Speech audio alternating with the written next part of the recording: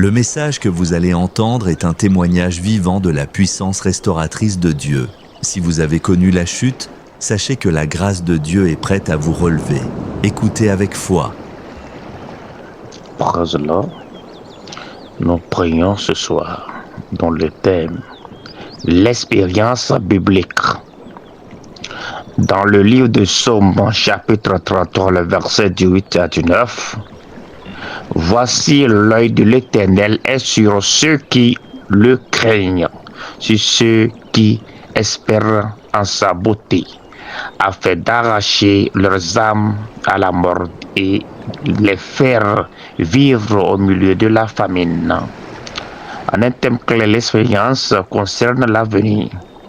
La raison pour laquelle dans Romains 8, le verset 24 à 25, elle sous-entend autrefois bien plus qu'un simple désir ou la formation d'un souhait pour l'avenir. C'est-à-dire, l'expérience biblique fait référence à un cœur plein d'assurance et à une confiance ferme à propos des événements à venir en partant du principe qu'ils sont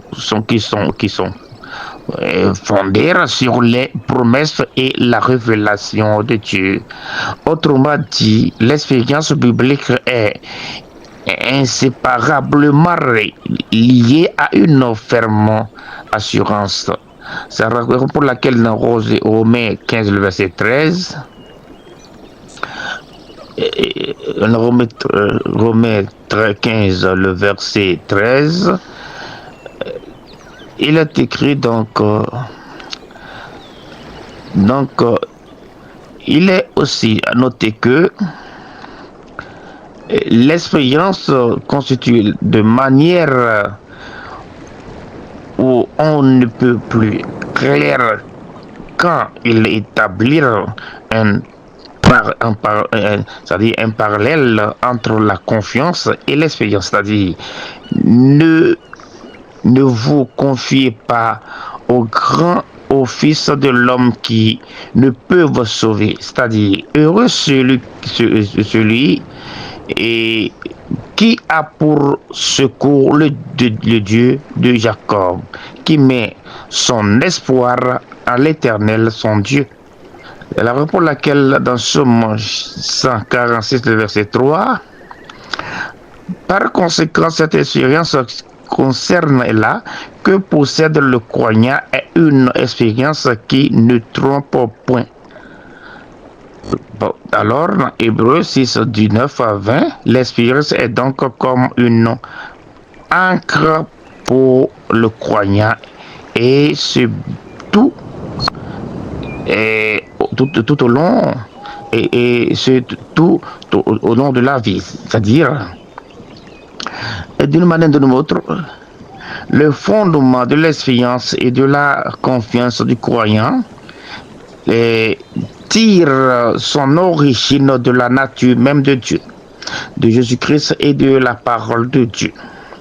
L'Écriture révèle toute la fidélité de Dieu à l'égard de son peuple, à savoir, ça dévoile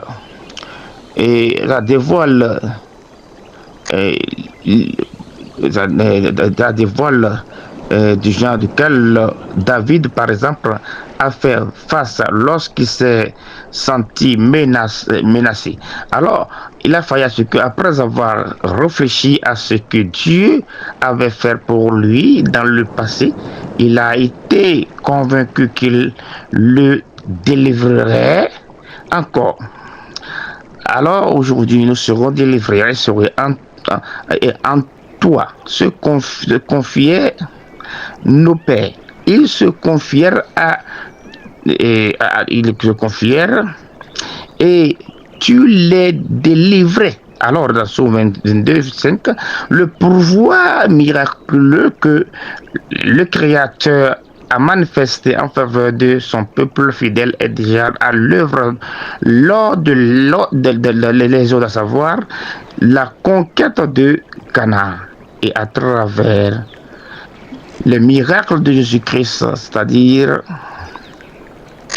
Ce qui, en revanche, vient sans Dieu, n'ont aucune domesse, expérience, c'est-à-dire dans Éphésiens 2, le verset 12. Alors, la plénitude de la révélation de la nouvelle alliance dans Jésus-Christ offre d'autres raisons d'espérer et d'avoir confiance à Dieu. À savoir, les croyants savent que le Fils de Dieu a apparu afin de détruire les œuvres du diable. Dans 1 Jean 3, le verset 8. Le Dieu de ces siècles. Alors, c'est pourquoi dans 2 Corinthiens 4, 2 Corinthiens 4, le verset 4, c'est en chassant les démons durant la première partie de son ministère que Jésus a démontré son pouvoir sur Satan. C'est pourquoi, en outre, par sa mort et sa résurrection, il a détruit et déduire en niant la puissance et le royaume de Satan. Démontrer la puissance du royaume de Dieu, c'est-à-dire, c'est ainsi que, à propos de notre expérience, Pierre s'exclame, c'est-à-dire, béni soit Dieu, le Père de notre Seigneur Jésus-Christ, qui, selon sa grande miséricorde, nous a régénérés pour une expérience vivante par la résurrection de Jésus-Christ d'entre les morts. C'est pourquoi de 1 Pierre 3, le verset 3, Jésus est appelé notre expérience.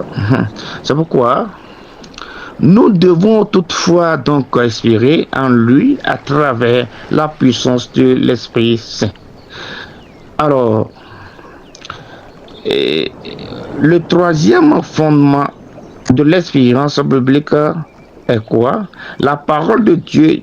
Dieu a révélé sa parole à travers les prophètes et les apôtres qui ont été inspirés par le Saint-Esprit de manière à la rédiger sans erreur.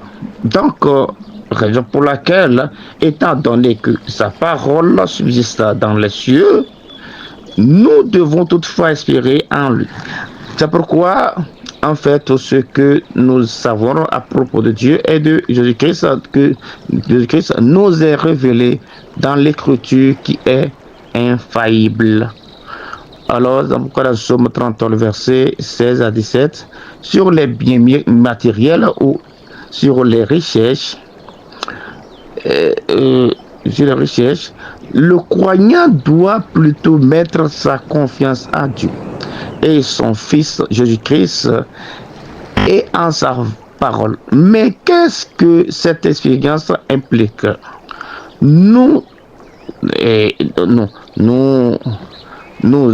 avons confiance dans la grâce et la délivrance de Dieu lorsque les souffrances viennent absorber, c'est-à-dire notre existence.